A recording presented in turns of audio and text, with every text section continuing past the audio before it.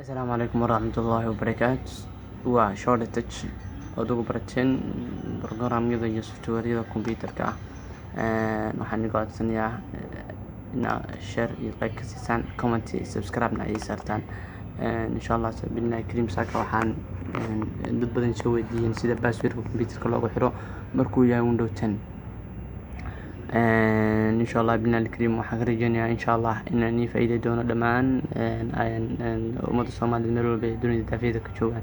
Waxaan iga codsanayaa sida videoga wada gaaran dhammaan dadka kale waa in waxaan iga codsanayaa waa inaad like saartaan, share, waa inaad gareysaan, waa inaad comment iyo subscribe ka soo bixisaan. wax walba u baahantiin qaybta hoose ee comment-ga waa inaad soo bixisiin. bismillah. laptop-kan ujeedo waa laptop HP oo mini ah. waxaan rajeynayaa insha Allah inaan Windows ku xirno password sida passwordka loogu xirana Windows 10 iyo Windows 7 kala duwan yihiin.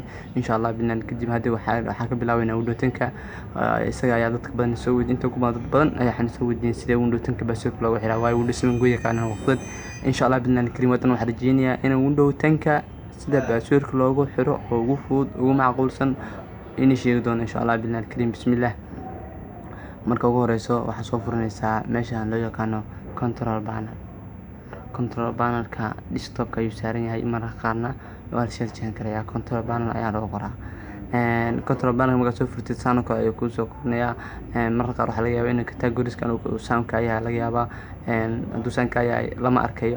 waxaa sameynaysaa dib ayaa ugu soo furanay waxaa leedahay dib ayaa categories ugu laabanay small icons waa hada dib ayaa ugu laabanay categories ku celinay waxaa leedahay user account ayaa gelay again markan waxaa ku celinay user accounts sida mar kale oo halkaas kale markaad joogtiin ayaa waxaa kasii dooranaysaa user account manage another account ayaa kasii gelay. markaa manage another account click ku siisid wuxuu keenyaa halkan uu keenaa wuxuu keenaysaa local account ayuu keenyaa adminka loo jira asagana click siinay hadda inuu soo baxaa insha Allah click ayaa siinay click marka aad siisid waa kaas ku soo baxay. waxaa ujeedaa change password, create password, change password, service iyo manage another account.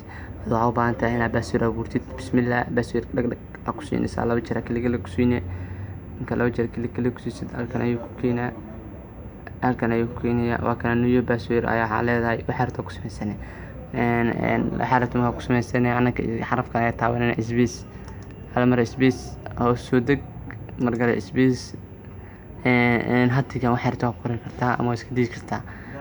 muhiimada waa inaad koowaad iyo confirm waa inaad doortaa kadibna oo ku dhufanay halkaas oo ah grade 7 mar kale ayaa waxaa sameynay waxaa dhehaysaa exit ama okay ama iska xiraysaa control panel-ka saad ugu laaban kartid ugu laabanaysaa.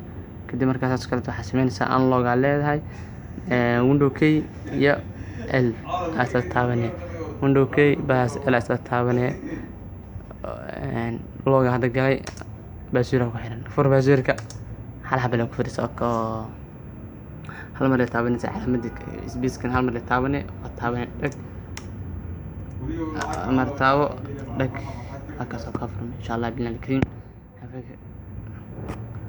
intaas ayuu noogu eegay cashirkeennii. waxaan niga rajeynayaa inaad dad kale u share gareysaan oo like iyo share iyo comment waa inaad ka bixisaan. shortage mar walba ku xinaada meel walba dunida daafaheeda ka joogta.